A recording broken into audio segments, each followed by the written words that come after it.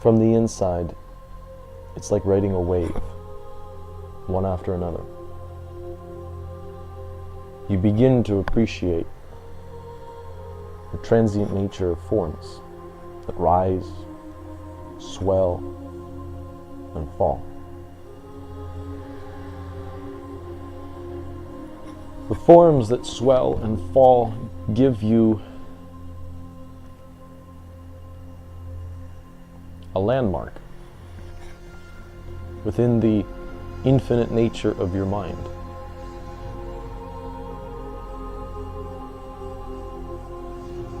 But this landmark cannot last forever. And indeed it doesn't. But when it begins to fall, many people try to reinflate the form, do patchwork, and keep the form alive. The form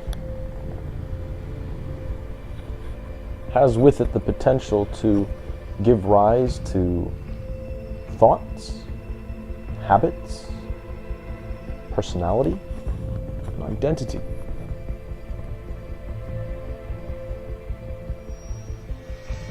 And it is in the familiarity of this infinite space that we reside in between our ears that we begin to miss it when we see that it's leaving. But if we decide to not try to maintain a form that falls, then we become that surfer and ride the wave one after another. As soon as we thought that there's nothing left, that we have become a shell of a person, another form presents itself. Bold, new, fresh, but with some subtle similarity, some subtle familiarity. And so the surfer continues, wave after wave. From the outside, though, it looks chaotic. From the outside, the surfer looks like a shapeshifter, someone untrustworthy, someone uncertain, reactive.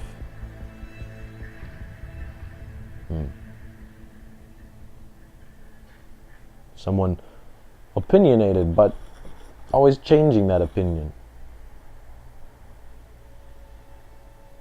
A shapeshifter. The surfer, in the eyes of the observer, appears as a shapeshifter, a being of chaos, where nothing is certain. And even that is not certain.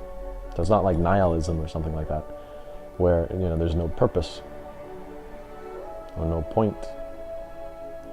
But this energetic thrusting this way and that in no particular sense at all.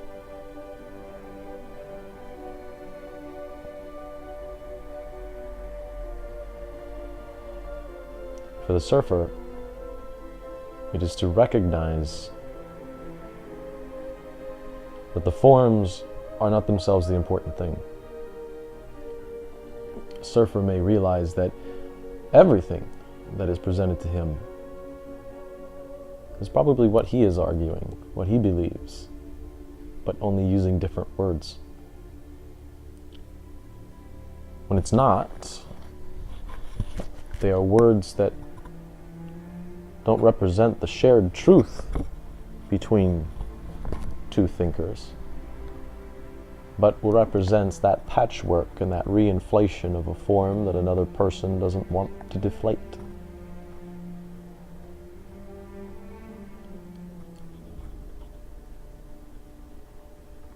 It takes a great amount of energy to keep those things inflated when they just need to pass.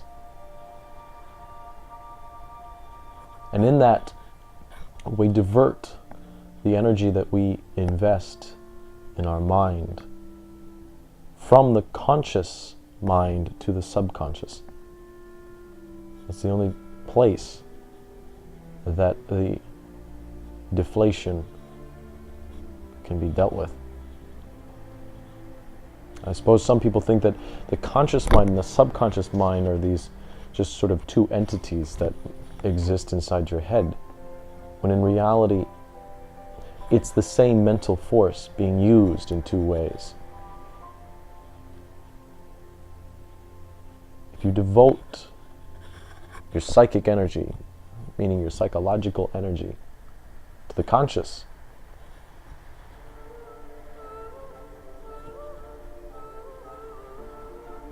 you become a dynamic being.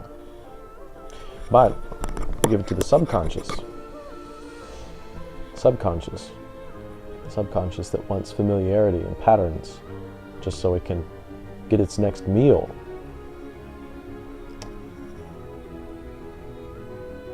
That'll make a lasting creature, but one that ultimately dies. You see, if a single note is struck on a piano, it resonates, and then it dies. For there to be music at all, a second note has to be struck, and then a third, and then a fourth, and then perhaps a chord of several, and so on and so on. But should a chord or a single note ever be held, the note will die, and the music will die with it.